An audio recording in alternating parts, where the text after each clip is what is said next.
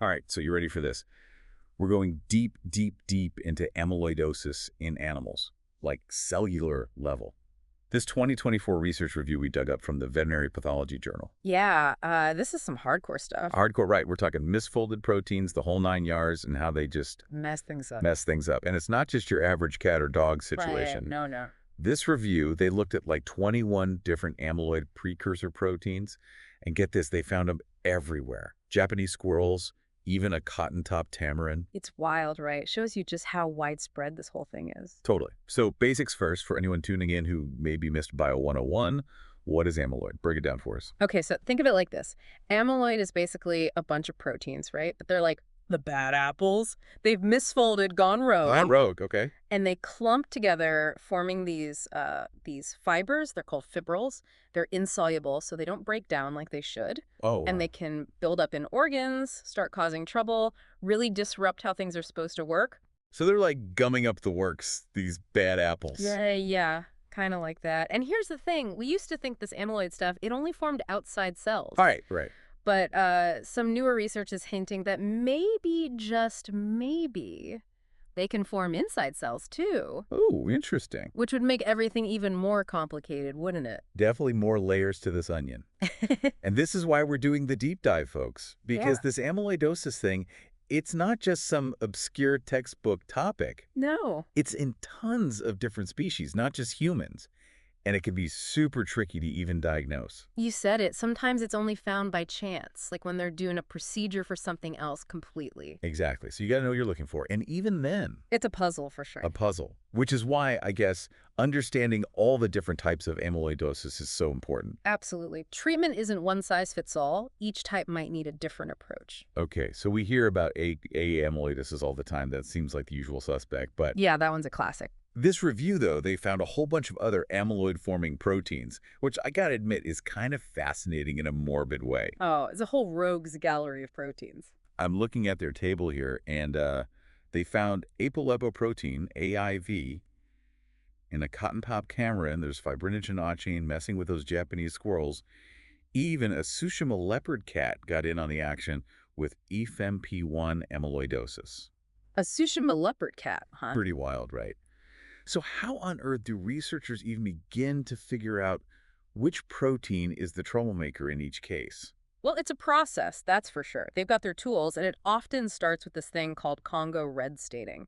Basically, they stain the tissue sample, and if there's amyloid present, it'll light up under the microscope. Leg up how? It glows this bright orange-red color, pretty distinctive, Hmm. and under polarized light, it shows this unique property called birefringence. Birefringence. Yeah, it's like the light bends in a specific way, another telltale sign of amyloid. So that's how they confirm, yep, we're dealing with the real deal here. Right. And then to actually see those tiny fibrils we're talking tiny, like 10 nanometers in diameter. 10 nanometers. Whoa. Yeah, they use electron microscopy. So that's how they get that up close and personal view. Exactly.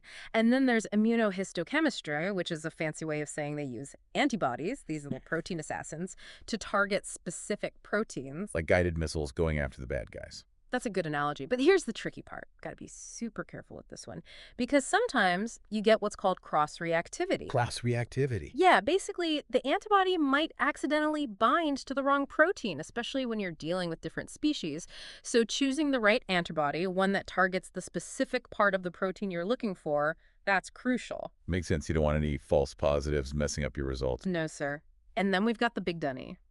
Mass spectrometry. Mass spectrometry always sounds so high-tech. It is pretty high-tech. So what they do is they take the protein, break it down into these smaller bits called peptides, and then they sort those peptides by their mass and charge, kind of like analyzing their fingerprint. The fingerprint for each protein, interesting. Yeah, and they compare that fingerprint to this huge database of known proteins. If it's a match, they've got their culprit. Makes sense. Yeah. But I think you mentioned earlier there are some limitations with this method. Yeah, it all hinges on that database, right? If the protein's not in there, you're kind of stuck.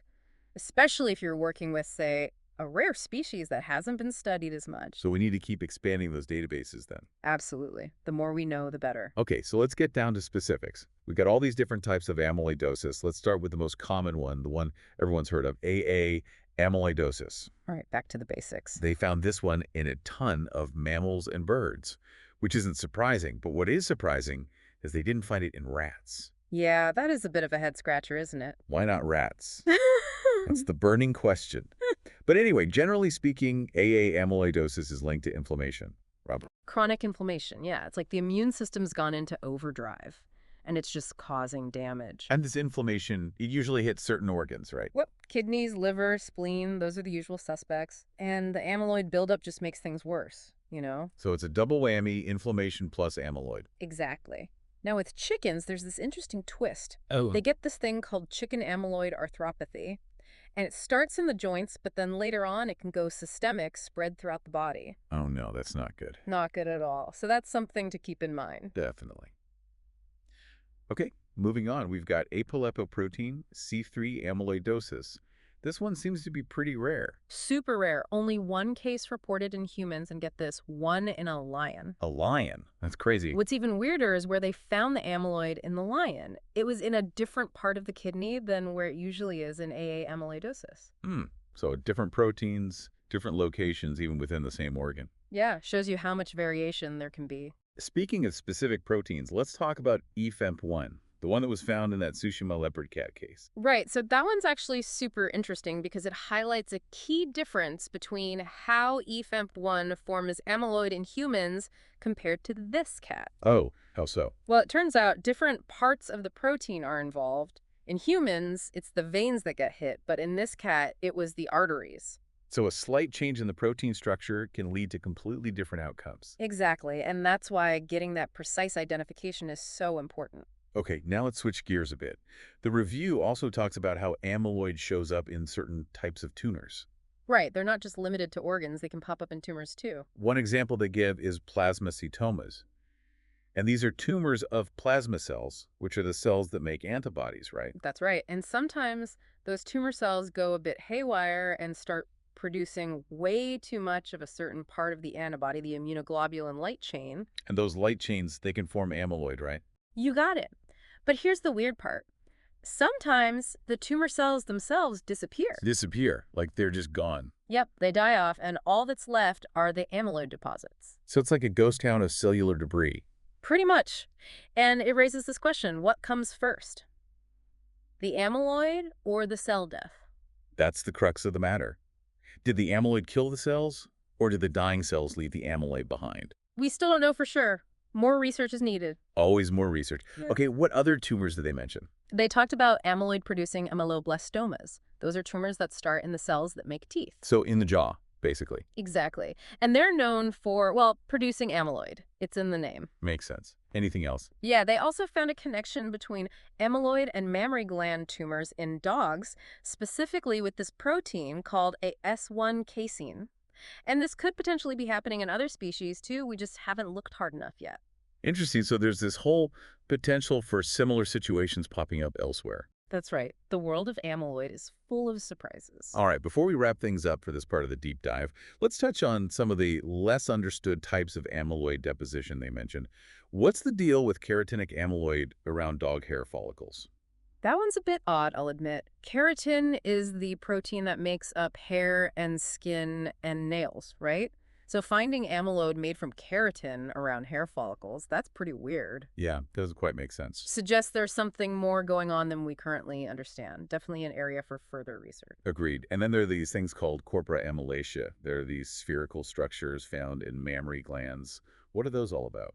Those are a bit of an enigma, actually. They can be found in various organs, not just mammary glands. And the review suggests they might be connected to these things called wastiosomes, which are basically like the cell's garbage disposal system. So they're like tiny little cellular janitors. You could think of it that way. The idea is that they trap misfolded proteins, prevent them from causing more trouble. Interesting theory, but like you said, still a lot we don't know. Definitely. But that's the beauty of science, right? Always more to discover. Absolutely. All right, so that's it for this part of our deep dive. We've covered a lot, but there's still so much more to explore. Welcome back, folks, to part 2 of this amyloidosis deep dive.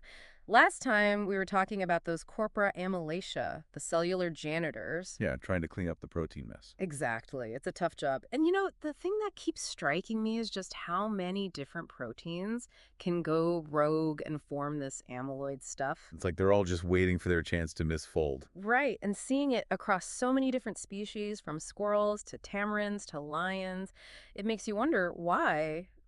Is there some evolutionary reason for this, or is it just a biological glitch? That is a good question. Is there some benefit we're missing? Who knows? Maybe it's a mystery we'll solve one day. Hmm. But for now, let's get back to the detective work, how they actually identify these amyloid-forming proteins. We talked a bit about mass spectrometry last time, but Yeah, that was pretty high tech. it is. It's a pretty powerful tool, so maybe we can break it down a little more how it actually works. Okay, yeah, walk us through it. How does mass spectrometry help pinpoint the culprit protein? All right, so let's say we have a tissue sample, and we know there's amyloid in there. First, they got to isolate those amyloid deposits, get them all by themselves. Like surgically remove them? Not quite surgery, but it's delicate work. Sometimes they use lasers, other times it's under a microscope with tiny tools. Okay, so precision is key. Absolutely. Got to get that pure amyloid sample. And then they take that sample, and that's where the mass spectrometry comes in. They use it to break down the proteins into these even tinier pieces called peptides. Peptides are... And then they sort those peptides by their mass and charge. Each protein has this unique pattern, like a fingerprint. So it's like analyzing the protein's molecular signature. Exactly. And then they compare that signature to a huge database of known proteins. If they get a match, boom, they know what's causing the amyloid buildup. It's like a high-tech protein matching game. Pretty much. But remember, there are limitations. If the protein's not in the database, you're kind of out of luck. And this happens a lot with less studied species. The ones that don't get as much research attention. Makes sense. So we need to keep expanding those databases, get more proteins in there. Absolutely. The more information we have, the better we can understand this whole amyloid puzzle. And speaking of puzzles, the review also talks about amyloid and aging. Ah, yes. The age-old question. It's a complicated relationship, that's for sure. As our cells get older, they're not as good at cleaning up the protein mess, and over time, that can lead to amyloid buildup. So it's like the cellular cleaning crew starts slacking off. Something like that, and they've seen this age-related amyloid buildup in a bunch of different species: monkeys, cats, dogs, even those Japanese squirrels. So it's not just us humans dealing with this aging problem. Nope, it's a universal struggle. But the big question is amyloid causing the age-related decline, or is it just a side effect? Chicken or the egg situation. Exactly. That's the crux of the matter. And it's something researchers are really trying to figure out. If we can answer that, it could lead to some major breakthroughs. No doubt. Okay, ready for another mind-blowing concept? Hit me with it. Amyloid transmission. The review talks about these experiments, and they're wild. They suggest that amyloid can actually spread from one animal to another. Wait, what? Like it's contagious? Well, not like a virus or bacteria, but the misfolded proteins themselves, they can act as seeds. They can trigger the formation of new amyloid in another animal. So one animal's bad proteins can cause problems in another animal. That's the idea. It's a fascinating concept, but also a little creepy, right? And they've shown it in different ways: injecting amyloid extracts, even feeding amyloid-laden tissue to another animal. Wow, so it's not just theoretical. They've actually seen it happen. Yeah, and the thing is, it can even happen between different species. They've shown that amyloid from cows can cause amyloidosis in mice. So it's not just a species-specific problem. It could potentially affect the whole animal kingdom. Potentially, yeah. But we need more research to really understand the risks and how it all works. Definitely, that's a bit unsettling. Agreed. Now, the review does touch on amyloidosis in other vertebrates, beyond mammals and birds, but there's not a lot of research out there yet. Right, we focused a lot on mammals and birds. What about reptiles, amphibians, fish? Do they get off scot-free? I doubt it. It's more likely that we just haven't studied them enough. So there's a whole world of amyloid out there waiting to be discovered. Exactly. Who knows what we'll find? Welcome back, everyone. We're wrapping up our amyloidosis extravaganza, part 3 of our deep dive into the research. Lots to unpack, that's for sure. From those tiny little misfolded proteins to all the ways they can cause trouble. We even touched on that wild concept of amyloid transmission. I'm still thinking about those experiments. Yeah, those are pretty mind-blowing. But before we get too carried away with all the details, I'm curious about the bigger picture. What can we actually learn from all of this? Why should we, as humans, care about amyloidosis in animals? Right, the so what question. It's not just about helping animals, right? There's got to be something in it for us humans, too. Exactly. And there is. Studying amyloidosis in animals, it's like this secret weapon for understanding these diseases in humans. It's all about comparative pathology, using what we learn in animals to shed light on human health. So it's like animals are giving us clues about how to tackle these diseases in ourselves. Precisely. They can help us figure out how amyloid forms, what triggers it, and maybe even point us towards potential treatments. The review mentioned how certain species, even certain breeds, are more prone to specific types of amyloidosis. Seems like genetics plays a big role. Oh, absolutely. Genetics is huge. And by studying those genetic variations in animals, we can zero in on the exact genes and pathways involved. That could lead to better diagnostic tools, maybe even new treatments for both animals and humans. And then there's that whole transmission thing, the idea that amyloid can spread from one animal to another, even across different species. That's pretty scary. It is a bit unsettling, isn't it? Makes you wonder about the risks, especially for cross-species transmission. Could it go from animals to humans or the other way around? That's a thought, Otto. Nobody does. But it's something we need to be aware of, and it highlights the need for more research.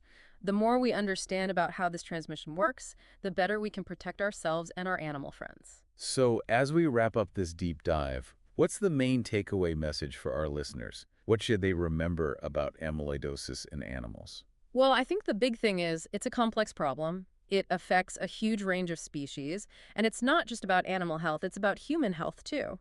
By studying animals, we gain this incredible insight into these diseases, and that benefits everyone in the long run. It's a reminder that we're all connected, right? What happens in the animal world can have a big impact on us humans. Exactly. And we've only scratched the surface here. There's still so much more to learn, so many mysteries to uncover. That's the beauty of science, isn't it?